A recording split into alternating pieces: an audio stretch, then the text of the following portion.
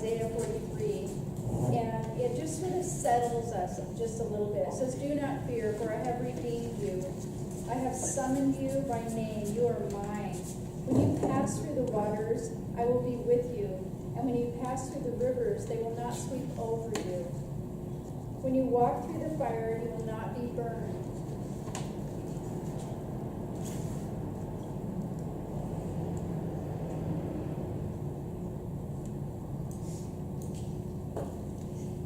The flames will not set you ablaze. For I am the Lord your God, the Holy One of Israel, your Savior." Sometimes we can get so busy trying to overcome ourselves that we just don't let the Lord walk us through that fire and allow us to not be burned and allow that refreshing to come. And that's part of what we want to do with the contemplative part. So, Father, before we begin today, we ask not only for your presence as Kevin prayed, Lord, but for your wisdom to know, when is this a battle for me to fight, and when is this something that I should submit to? And it's only by your grace and your wisdom and your word, Lord, that we can gather that. Because on our own, it's clear, Lord, we can't do anything good. But with you, Lord, you promise that all things are possible. So today, as we do a review and add new skills, we ask, Lord, that you would help us separate the possible from the impossible and put you in your rightful place and worship you and you alone and not ourselves and not what we bring to the table, but what you are. God, we're thankful that you're faithful. Thank you. We worship you today, Lord. We worship you. There's nothing, Lord, that we have on our agenda today that's more important than what you have. So don't let anybody leave here today without hearing exactly what you brought them here today to hear. Thank you.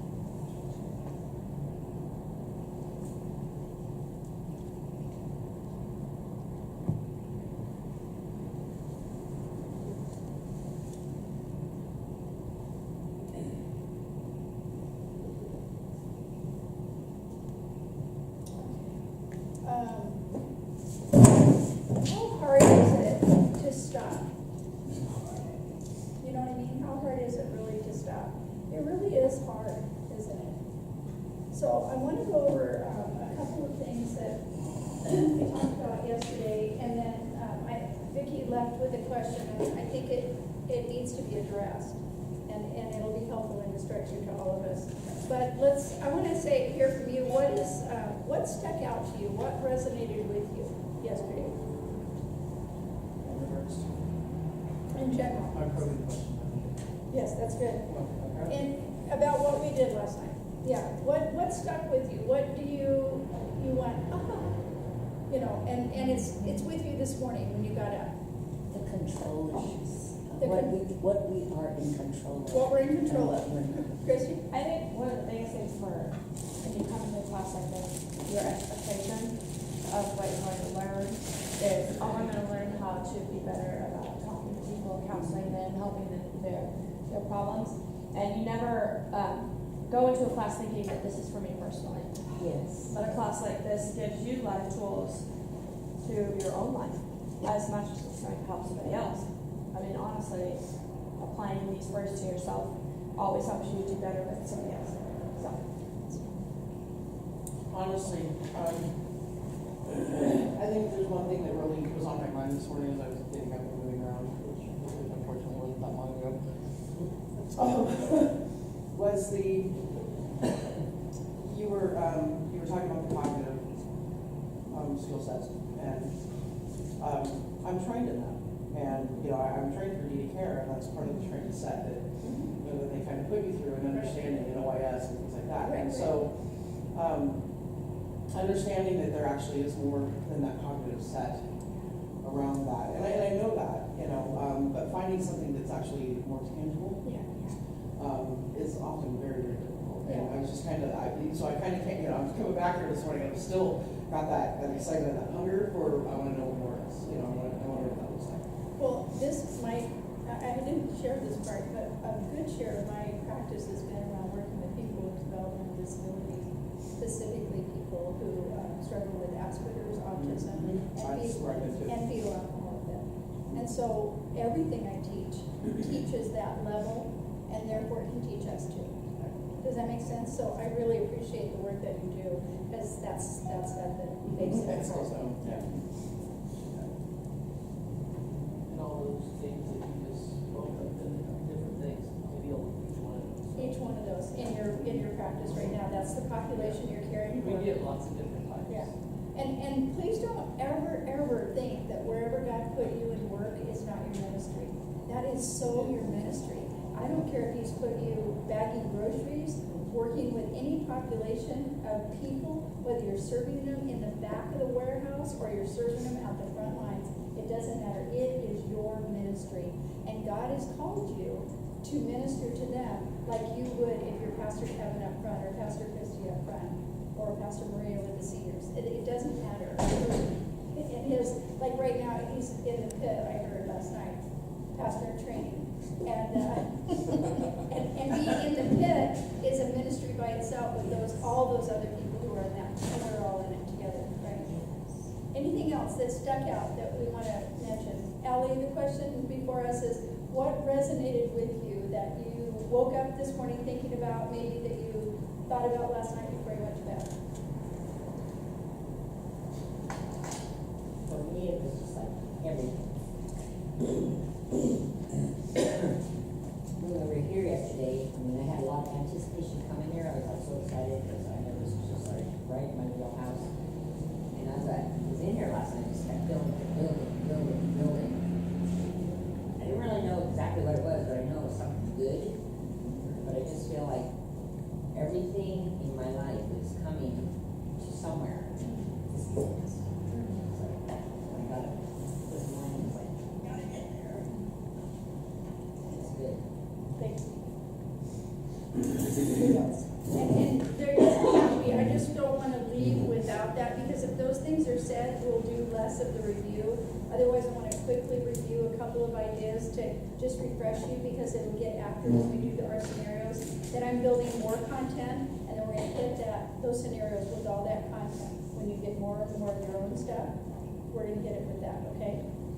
So anything else that resonated, that just kind of like, yeah, this is the takeaway. I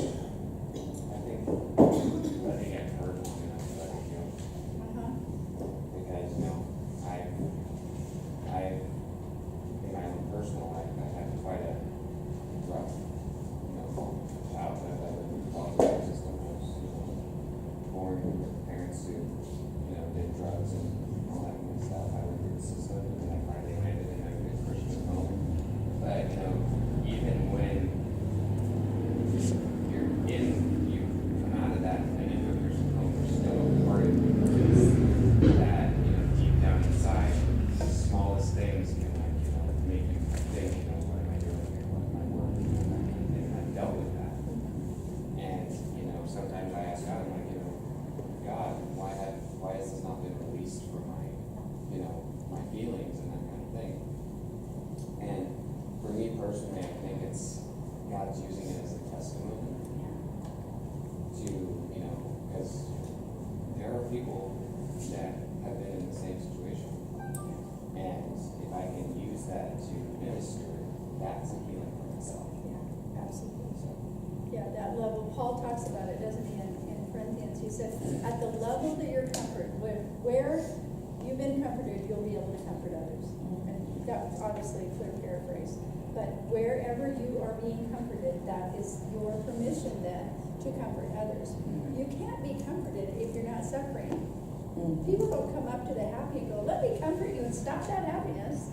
They come up to you when you're hurting. They comfort you, they hold you, they talk to you, they spend time with you when you're hurting. So we have to be hurting to be comforted, or else we're not going to have anything to give. So it's like, okay, enemy, come on, bring it on. That sounds scary at first, but if you know who you are in the Lord, it's kind of exciting. So thank you for that. Anybody else before we press on? We talked about the purpose of pastoral counseling. The purpose of pastoral counseling is what? Does anybody remember? The whole purpose of pastoral counseling, yeah. Why are we doing this? What's our vision for it? Spiritual formation, to move people closer to who? To God. To God, not to us. We don't need friends, okay? We need people who are healthy. Now we can be friends together, but we're not here as counselors to get our needs met, okay? So if it doesn't move, if what I'm doing doesn't move people closer to the Lord, I gotta quit. Okay, so that's a really big piece. Okay, and the second thing is control, what you can and can't control. Somebody mentioned that. I think that was Mary earlier on. And then the drama triangle, how to stay out of triangles and do relationships, what is called didactically, directly with that person. It's you and me, Deborah. It's you and me, Drew. It's you and me, Vicki. It's you and me. Does that make sense? It's you and me. It's not the whole triangle. Okay? Anytime there's a triangle, I will guarantee you there will be ruin. And all you have to do is look at Isaac and his kids. Look at Rebecca. Look at the favoritism of Rachel. I mean, just keep going on. Look at who was the first wife of Leah and Rachel? I mean, triangle after triangle after triangle. Concubine. That's a whole Middle East and Jewish conflict. It's a triangle. It's my land. It's your land. No, it's a triangle, and we have to stop that in ourselves and let God be the one we worship, and not ourselves in any way. Is that why I hear people that go to marital counseling, they separate them at some point? Yes, yeah, because they're not able to communicate without that feeling like that one person's taking sides with the other person. Yeah. I recommend a conversation with each of them first, and then to come together with a unified topic, and to teach people how to have conflict fair. It sounded like I was going to swear for a minute, didn't it? Conflict fair. Okay, and that's really important. And if we have time today, I'll talk about some of the typical journey fighting techniques and maybe some communication that we can support people to do. I don't know if we'll have time today, but yeah, that's why they're separated. And then stages of change. Do you remember what they were? Pre-contemplation, where are people at change? Are they changing? Yeah? What, are they ready to change or pre-contemplate? Not even aware, right? At contemplation, what's going on? They're made aware, no intention yet of changing. They're not committed to change. And then preparation, what is that?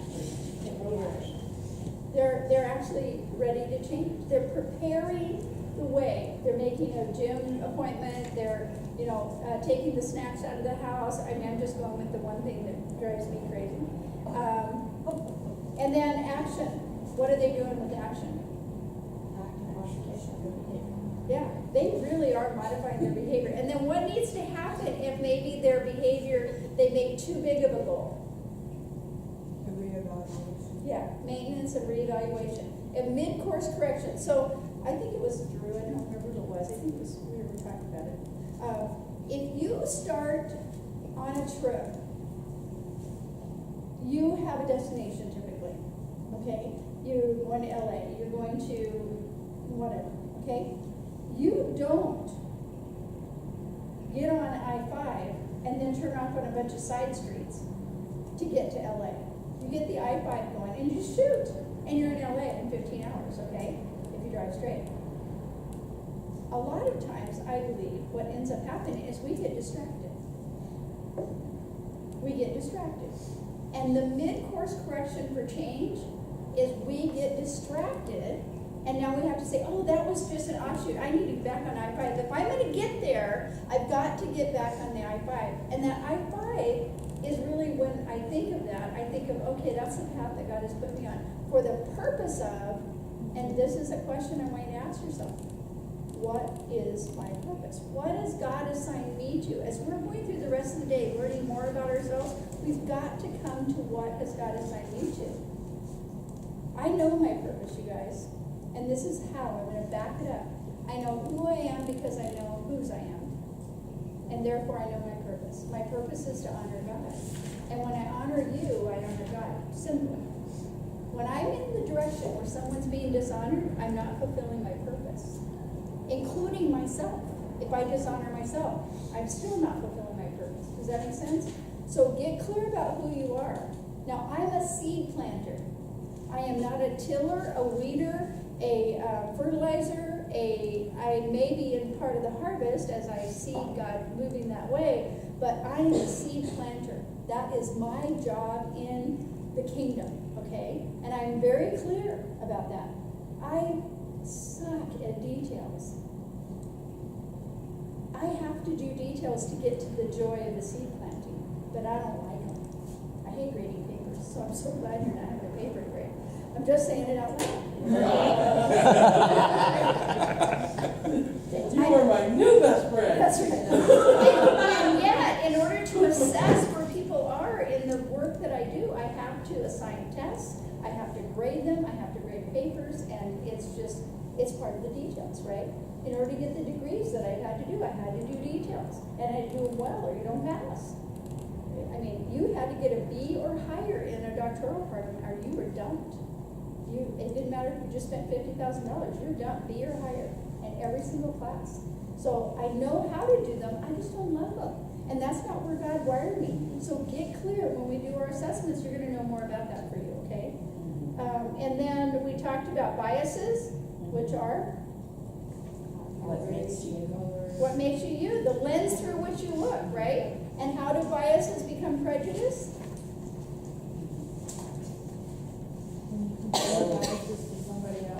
When you lay your lens over somebody else and you aren't able to hear from them and be a part of and hear what they have to say. Not agree with what they have to say, remember? Right. You can still disagree. And then we did a little skill up here where Drew was trying to teach me to pick something up. And if somebody says they're trying and they're not doing anything, what are they doing? They're lying, okay? And we're holding people accountable to what they can do because we're not blind. We can see their abilities. And so we need to call that to account. And then,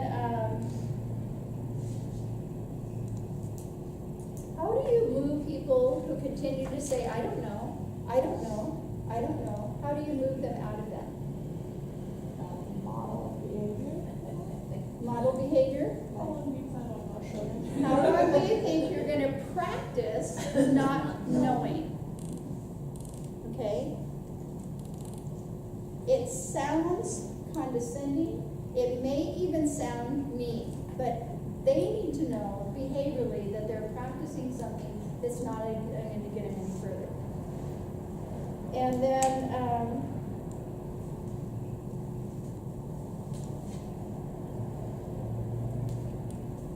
I'm trying to read my writing.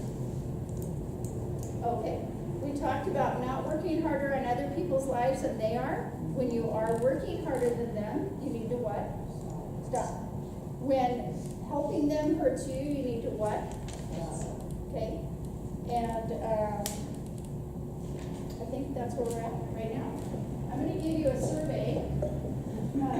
This is a temperament test, and it's called the Kersey, and it's a small version of the Myers-Briggs, and then we're going to go over that. And here's what I have 2 pieces of paper. I want you to listen carefully so we don't waste your time and we get to the content. This one has the questions. There's 2 score sheets here. You each have 2 score sheets, so you can take it home with you and somebody else can get it. So these are vertical, up and down, and these are horizontally numbered. That's on purpose, okay? So don't undo that. So look at the question and answer it on the score sheet so you don't have to answer it here and transpose it, okay? So read it from here and do just a check. So if you picked A, check A, okay? And then we'll add the check marks and I'll tell you what it means, okay? There's 2 score sheets. Twice. No, you're not. You're only doing the top one, and this, if you want to give it to somebody else later, Oh, I see. just for fun. Okay. And that also leaves this clean sheet for you to use later too, okay? Because you're not writing on it. And I'm going to read them because I think it goes faster, if you want, and those who can read faster than me, just keep going ahead of me. When the phone rings, do you A, hurry to get it first, or B, hope someone else will answer? Just a check mark, yeah, in A. In number one, I mean. In number two, are you more A, observant than introspective, or B, introspective than observant? And what that means is observant means you look at the outside world, introspective means that you focus internal. 3, is it worse to A, have your head in the clouds, or B, be in a rut? It goes across. Number 3. Mine goes down. The words go down, but the score sheet goes across. Oh, Whoops. we're using the score sheet. I'm sorry. It's going across. Yeah, on the score sheet, yeah. Okay. Hold on. And on the answer sheet that I'm reading, it goes up and down. So I'm just gonna read them to you, you go across 1, 2, you know, like that. Gotcha. And number 4, thank you, with people, you are usually more A, firm than gentle, or B, gentle than firm. 5, are you more comfortable in making A, critical judgments, or B, value judgments? What's the difference? Do you want to know the difference? Anybody want to know the difference? Ally, is that what you said? Well, I'm taking too long to answer these questions because I'm thinking about it too much.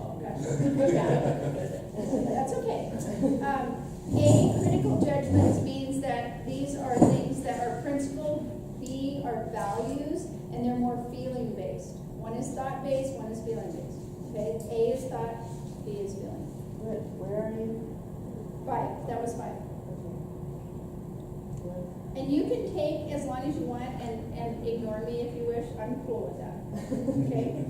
6, is clutter in the workplace something A, you take time to straighten up, or B, tolerate pretty well? 7, is it your way to A, make up your mind quickly, or B, pick and choose at some length?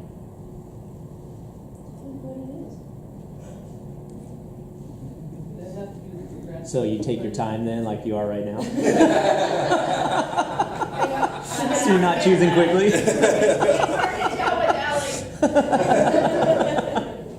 Okay, before we go on, and you guys can keep looking at them and answering, okay? But I'm gonna write something down so we don't, hang on a second.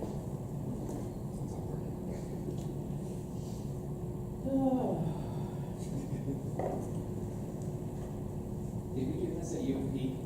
Yes, we did. That's why I know something.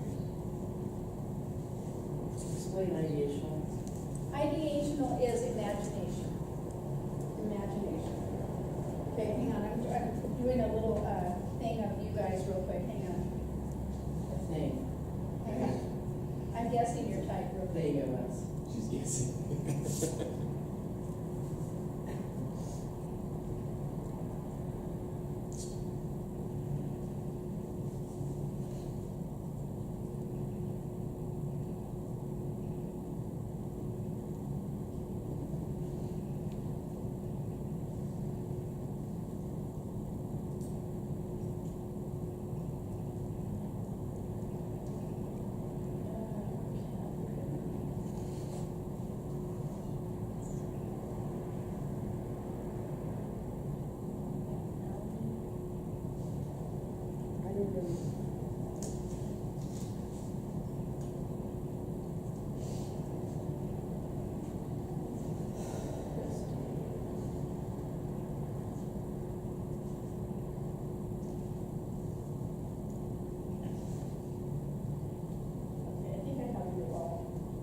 Okay, I just wanted to write it down and see how close I am based on how we acted yesterday.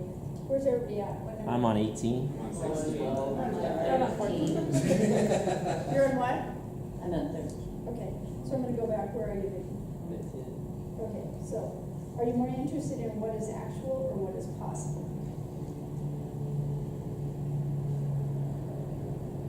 11, in making decisions, do you go more by A, data, or B, desire? criticizing of your others, do you tend to be A, objective and impersonal, or B, friendly and personal? 13, do you prefer contracts to be A, signed, sealed, and delivered, or B, settled on handshake?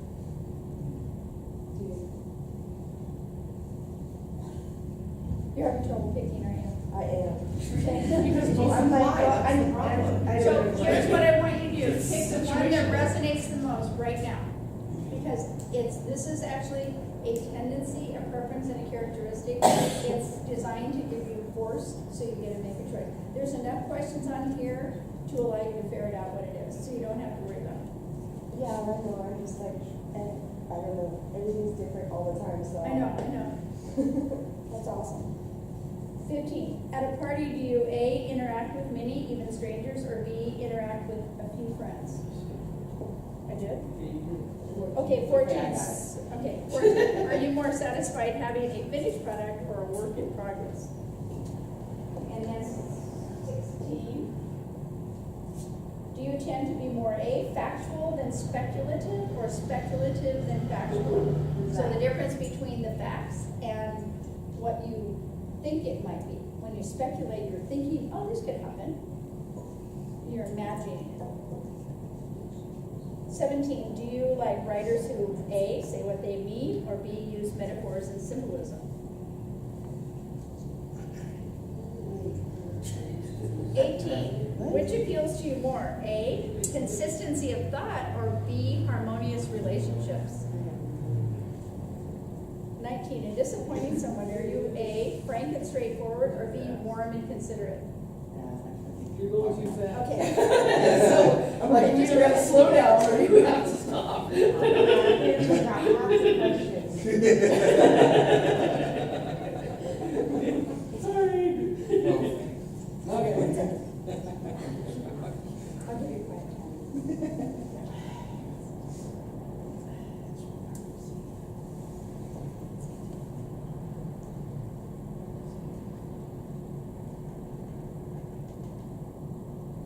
Thank you.